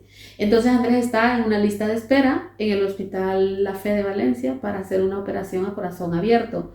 Pero desde el minuto cero ha tenido una cardióloga pediatra de 10, o sea, le hicieron una fórmula magistral para acordar la edad del niño, el peso y todo, para evitar que el niño se cansara al alimentarse. Entonces, imagínese que yo me voy a trabajar cuando Andresito tiene 15 días, porque estaba yo sin documentos y estábamos en una situación compleja. Y me voy a trabajar y básicamente se queda a cargo del cuidado de Andresito, mi marido. Entonces, 15 minutos antes de comer había que darle las gotitas. Una se vencía a los 8 días, otra a los 15 días, porque eran dos. Entonces había que ir a la farmacia, encargarlo, y entonces conseguimos una farmacia donde, porque al principio pues para nosotros era todo novedoso, íbamos a una farmacia lejos, hasta que nos dimos cuenta que en cualquier farmacia, o por lo menos cerca de casa, habían 3 o 4 farmacias que podíamos hacer el encargo porque ellos lo envían a un laboratorio, que lo hagan conforme la receta estaba descrita, y nosotros íbamos nada más a recogerlo. Entonces después ya nos acomodamos bien y pues había que marcar de tal día hay que ir por las gotitas porque se vencen a los 8 días, las otras se vencen a los 15, y básicamente ese control lo llevábamos los dos, pero él era el día a día, o sea, él era el que llevaba a Andrea al colegio, el que la peinaba, porque él se quedó sin trabajo. Entonces yo me fui a trabajar 15, ya le digo, 15 días, yo sentía que todavía molestias, ¿no? Se acabas de parir y todo, pero tienes que sacar adelante la familia, y la oportunidad de trabajo que había en ese momento fue la mía. Eventualmente, Sonia, todos partiremos de este mundo. ¿Qué pasará o qué le gustaría a usted que pasara con Andresito cuando usted ya no esté en este mundo ni esté Andrés? Normalmente, y los psicólogos también, porque uno no puede a veces con todas las cosas como te viene, o sea, cómo organizar las ideas, el pensamiento, todas esas cosas, y cuando uno se satura, pues también existe la salud mental. Nosotros en la Fundación Acid Down te dan la opción de poder ser socio de la asociación, o sea, puedes aportar una cuota trimestral, y en esa cuota trimestral, pues al ser socio, las cuotas de los servicios que ellos ofrecen, en este caso Andrés va a logopedia individual, grupal, y emociones y ocio. O sea, Andrés tiene, o sea, procuramos que tenga los servicios que necesita para trabajar mucho su autonomía y que él también tenga su espacio, su momento para disfrutar, porque lo de la inducción al ocio no todo el mundo lo ve bien. Por ejemplo, ahora Andrés, final de curso, se va a ir 2 noches, 3 días de viaje de fin de curso, y yo me doy cuenta que de los compañeros de él son 8 en su clase y solo van a ir 5. Entonces digamos que la gente sigue teniendo esos miedos y no quiere soltar. Es importante que él pueda ir y experimentar como lo hizo Andrea, como lo pude haber hecho yo si en su momento hubiese tenido esa posibilidad y los recursos para hacerlo. Entonces yo no quiero limitar a Andrés en ningún sentido, pero la situación, la razón por la que yo me quedo en España es porque sé que, por ejemplo, si falto yo, queda su papá; si falta su papá, está su hermana; si fuera la desgracia, que espero y confío en Dios que no fuera así, todos nos vamos a ir tarde o temprano. Pero mientras yo esté, o sea, hacer lo mejor que pueda para apoyarlo, no para hacer caminar yo por él, ni para hablar yo por él, porque el plan no es ese, el plan es que él pueda hacerlo solo. Entonces, trabajar la autonomía lo más que se pueda. Si pasara cualquier situación, sabemos que el gobierno de España también tiene proyectos sociales donde hay residencias, o sea, de manera que quedarme aquí es la mejor opción en España, porque si me voy a Honduras, digamos, ¿qué tiene de familia cercana Andrés en Honduras? Tiene unos primos a los que yo no voy a ir a cargar. Aparte que ni nació. No nació ahí. Entonces, ¿yo por qué le voy a quitar su entorno a Andrés? Andrea también ha crecido aquí. Andrea vino con 5 años. Sus recuerdos no son de Honduras, son de España. Usted sabe que a partir de los 6 años uno empieza a recordar ciertas cosas. Entonces, los recuerdos que Andrea tiene son de España. Un mensaje para Andresito. ¿Qué le diría a Andresito, que seguramente verá este podcast en algún momento? ¿Cuál sería ese mensaje de parte de su mamá? Que lo más importante es que es mi hijo, y al ser mi hijo, mientras yo respire, o sea, no me falta nada.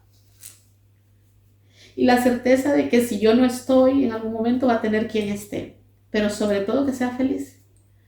Mi proyecto de vida ahora es que Andrés sea feliz y tenga los recursos que necesita, sea a nivel familiar y a nivel estatal. Y aquí lo tiene. Entonces yo no voy a exponer la vida de mi hijo para irme a un país donde yo misma no he tenido la certeza de poderme sentir segura y de poder tener los recursos. Entonces, que es mi hijo y que no es más importante ni menos que Andrea, que los dos son mis hijos, y que cada uno sea feliz y haga lo que tenga que hacer, que lo haga, cumplir ese propósito de vida, porque todos tenemos un propósito de vida. Y a esa niña, hablando de Andreita, a esa niña que le enseñó a ser mamá, ¿qué le diría? Gracias, porque Andrea es que es bien difícil hablar de los hijos y decirles lo que importa. O sea, no hay uno más importante que el otro. Si te cortan una parte de tu cuerpo, te va a doler igual si te cortan la mano derecha como la izquierda. Andrea, a nivel emocional, a veces me sorprende, me aporta muchísimo, y he aprendido y sigo aprendiendo con ella, porque usted sabe que de los hijos se aprenden todas las etapas. Creo que, no sé cómo decirle, pero yo siento un respaldo muy grande con ella. O sea, siento que todo lo que yo pueda saber, si hay algo que yo no haya descubierto, creo que me lo ha aportado ella. O sea, es que los hijos también nos enseñan a los padres. O sea, uno no puede pretender tener el hijo perfecto ni ser la madre perfecta, porque los dos vamos aprendiendo según las circunstancias en la vida. Y ella ha venido aquí y ha vivido procesos y ha disfrutado y se ha entristecido también cuando las cosas no han ido bien. Entonces, que los amo al infinito. Yo creo que si más allá hay conciencia de algo, yo creo que un padre, una madre no se desvincula. Y hay mucho, ¿cómo le puedo decir? Complicidad a veces. Me asusta porque a veces pensamos lo mismo y hablamos a la vez y decimos exactamente. Entonces hay como un vínculo irrompible, y creo que así tiene que ser hasta que hasta que Dios decida. Sonia, ya casi estamos finalizando este podcast. Fíjese que tenía la intención también de hablar un poco de la historia de Dulces Migajas, pero creo que la vamos a dejar para otro episodio. Justamente aquí en Valencia vamos a grabar otro episodio más adelante y vamos a conocer de cerca esa historia de ese emprendimiento, cómo nace, que es un emprendimiento hoy en día familiar. Y me interesa también conocerlo.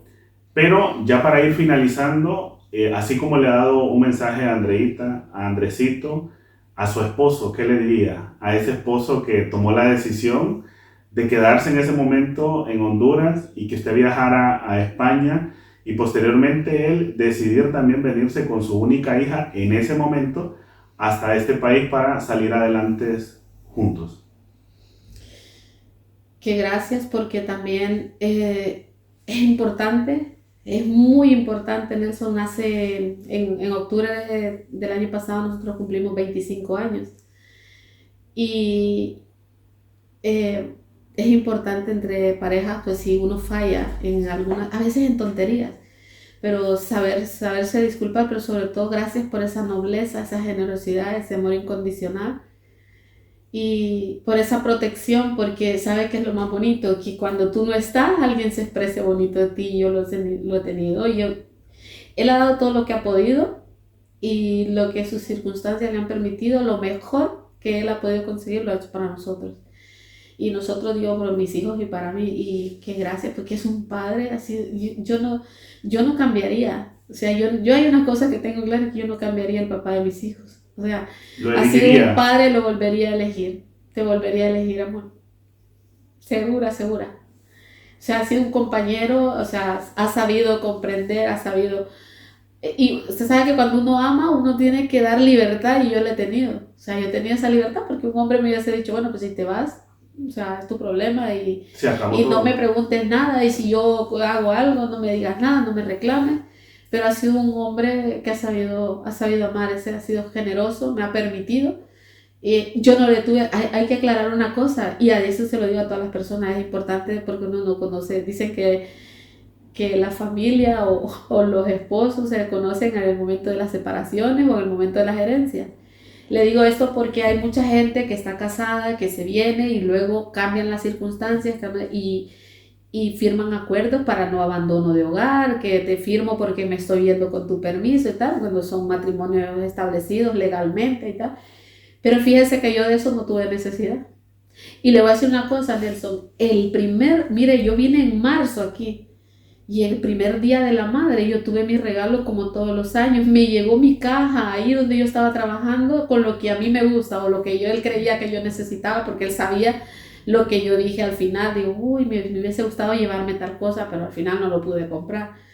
Y me llegó el regalo del Día de la Madre. O sea, de Honduras aquí en el año 2005. O sea, ¿cuánto te cuesta mandar un sobrecito? Y a mí me llegó una caja con mi regalo del Día de la Madre. O sea, él ha dado todo lo que ha podido, y la sorpresa, o sea, cuando él ha tenido un detalle así de pronto, porque también es importante que los detalles no son el día de San Valentín para quienes lo celebran, el día del cumpleaños, el Día de la Madre. Los detalles se pueden dar entre parejas todos los días, que te sorprendan, y ha tenido también un sentido del humor muy bueno, y eso también ayuda bastante. Cariñosamente, ¿cómo le dice usted a él? Sí, tenemos mucho. ¿Una? ¿Qué más utiliza? Papi, amor. ¿Y él hacia usted? Mi vida, o sea, corazón, mami, cielo, cariño. ¿Y cuál le gusta más a usted, Sonia? Todas. Si vienes de él, todas. Si le tocara elegir una. Ay, no sé. No sé, ¿no? ¿Sabes? A veces sí, porque uno depende el día o la circunstancia, papi, tal cosa. El estado de ánimo. Bebé, sí, bebé, tal. Entonces, claro, a mí la que me diga, si me la dice él, la que sea, qué capacidad. En este episodio nos hemos encargado de conocer más a fondo sobre la vida de Sonia. Me gustaría cerrar, Sonia, preguntándole acerca de qué es lo que a usted no le gusta definitivamente.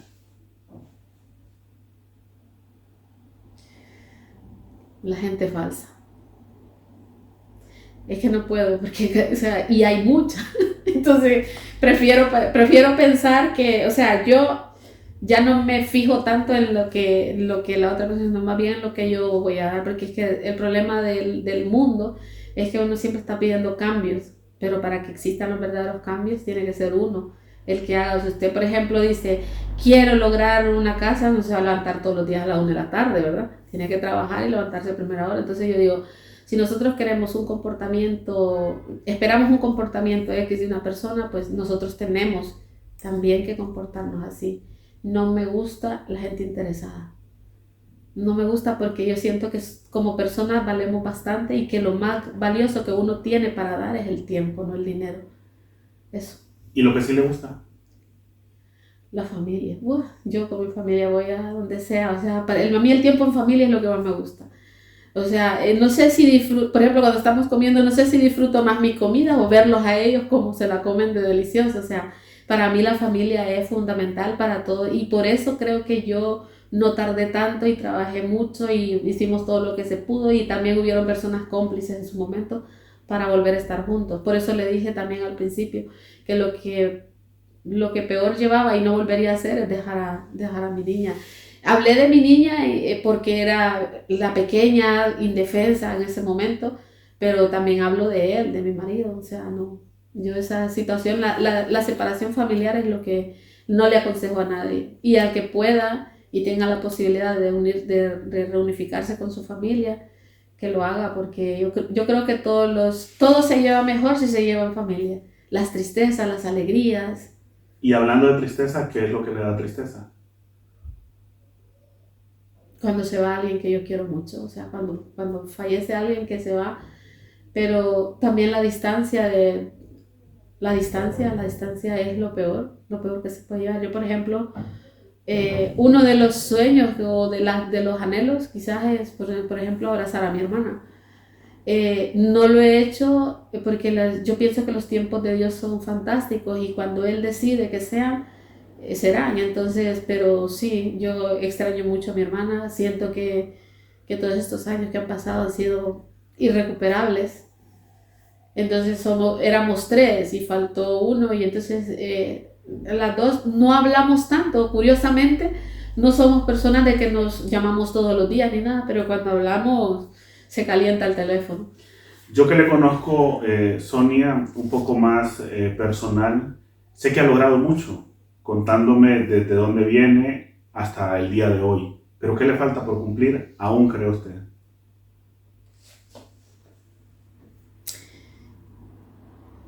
Afectivamente estoy bien, pero bueno, yo creo que a nivel de madres, que mis hijos culminen sus etapas educativas y ver yo cómo ellos se establecen con su propia familia. Y a nivel de trabajo, que lo que hemos comenzado siga creciendo y siga la línea que tiene que ser.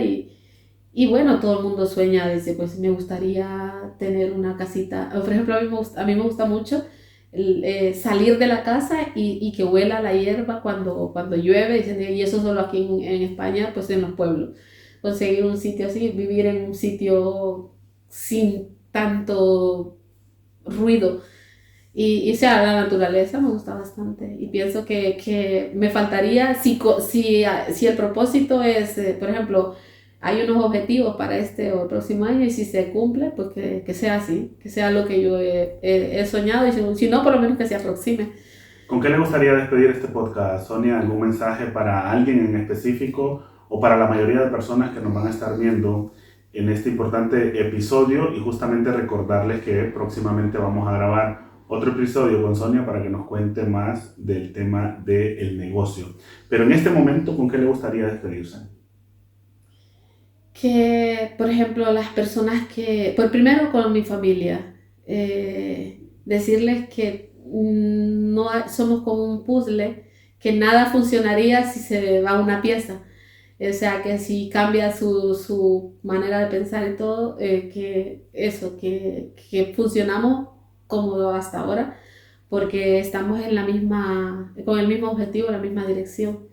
Y a las personas que tienen en propósito venir, que vienen con más ¿cómo puedo decir? Con más puertas abiertas, porque España ya no es lo que era. A nivel de nosotros como comunidad hondureña, por ejemplo, ya no es lo que era cuando yo vine. Hay otras puertas que se han abierto, hay otras posibilidades, y que si se viene para salir adelante, para estar distinto, porque para estar peor de como se estaba, mejor quedarse. Que cuando uno sale, cuelga las llaves del orgullo a nivel de que, porque hay muchas personas que el ego se crece un poquito, y que por favor no cambien, que tanta tontería, que la gente apenas tiene un permiso de residencia, mira por encima del hombro al otro, por favor. O sea, todos hemos pasado esa etapa, entonces si hemos pasado, que hayamos aprendido de ello y que sepamos tratar a las personas, y que la información que se sabe, usted sabe una información, Nelson, y usted ve una persona que está en una circunstancia donde lo que usted sabe le puede favorecer, que no se lo caigan, que hay que dejar el egoísmo de lado, que todos venimos a progresar, que no conozco a nadie que haya venido y que se haya venido porque ya no quería vivir en Honduras, porque ya estaba rico y estaba todos hemos venido por temas de trabajo, de seguridad, de lo que sea, pero todos hemos venido buscando calidad de vida en cualquier nivel. Hay personas que sí que estaban bien en Honduras y que venían buscando seguridad porque su vida peligraba, pero todos venimos buscando algo. Que si ese algo que hemos venido a buscar lo hemos encontrado, que no nos olvidemos de los que vienen detrás de nosotros buscando lo mismo o algo parecido. Definitivamente, Sonia. Muchas gracias por estas palabras, muchas gracias también por conocer y abrirse un poco más de su vida. Agradecerle también por el recibimiento que siempre nos da por aquí en su casa, de verdad que se le agradece mucho, y sobre todo la confianza a la que hemos llegado desde el primer momento que nos conocimos. Creo que es muy importante, porque no pasa con cualquier persona, Sonia. No, pero cuando pasa, hay que, como dicen aquí, ¿no? Acogerse a ello como un clavo ardiendo, y no hay que soltar, porque sí es muy importante y cada día es más difícil. Cada día está más difícil porque la gente va evolucionando igual que la tecnología, buscando sus intereses y queriendo conseguir lo que quieren conseguir, y ya está. Lamentablemente, eso Por sucede. desgracia, sí. Agradecerles también a ustedes como familia, a Andrés, Andresito, Andreita y a su persona. Muchísimas gracias, Sonia. Y sobre todo, mencionar también que habrá alguna posibilidad, no sé, yo creo que depende mucho de usted también, que convenza a Andrés para sentarlo aquí y poder conversar un poco con él. No sé, esa tarea es un poco complicada. ¿Sabe una cosa muy importante que debí decirle desde el principio? Que las personas, los seres humanos, no somos autosuficientes y que tenemos autoridad y potestad en los cielos. Entonces tenemos que poner todos nuestros proyectos siempre en manos de Dios, ¿sabe?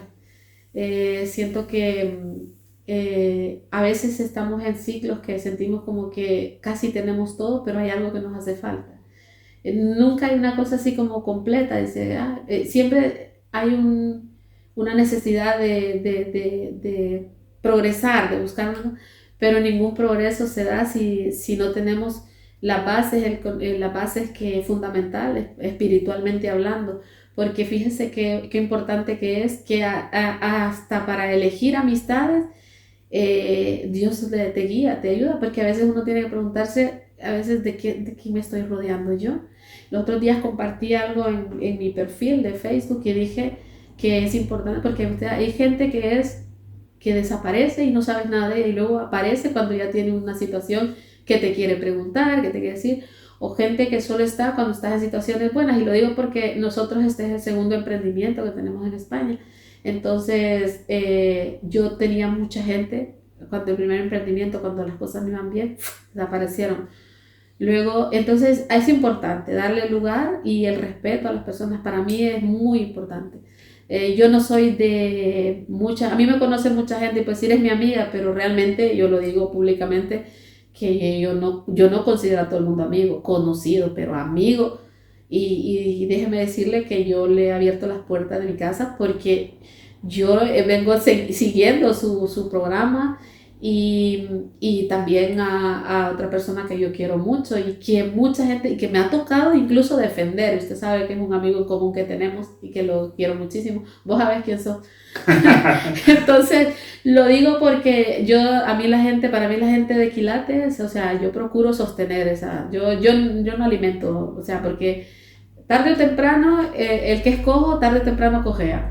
Entonces, para mí me gusta la gente auténtica. Entonces, soy de grupos reducidos y sí que a veces hay personas que por inmadurez tienen ciertos comportamientos. Entonces, también ahí nos ayuda Dios a decir, mira, no es que, porque a veces le ves, uno no busca amistades perfectas, pero a veces una persona que a lo mejor de 10 cosas se le barre y hace 3 que son checas y ahí estás tú como amigo y es bueno que un amigo auténtico, Nelson, si yo algo hago que no tal, usted con toda la confianza del mundo, no, pero yo creo que eso no, o tal cosa, o sea, yo no me voy a sentir ofendida por eso, porque lo que yo no veo, no me autoanalizo, me lo puede analizar otra persona, entonces es importante. Definitivamente. Bueno, nosotros finalizamos ya este episodio. Gracias a todos ustedes que se quedaron hasta este punto. E invitarles también a que se suscriban a nuestro canal y sobre todo que compartan estos importantes podcasts. Nos vemos la próxima semana en un nuevo episodio. Recuerden, mi nombre es Nelson Melgar y también búsquenos ahí en redes sociales para que nos sigan. Muchas gracias a todos ustedes y a todas las personas sobre todo que se están suscribiendo cada día.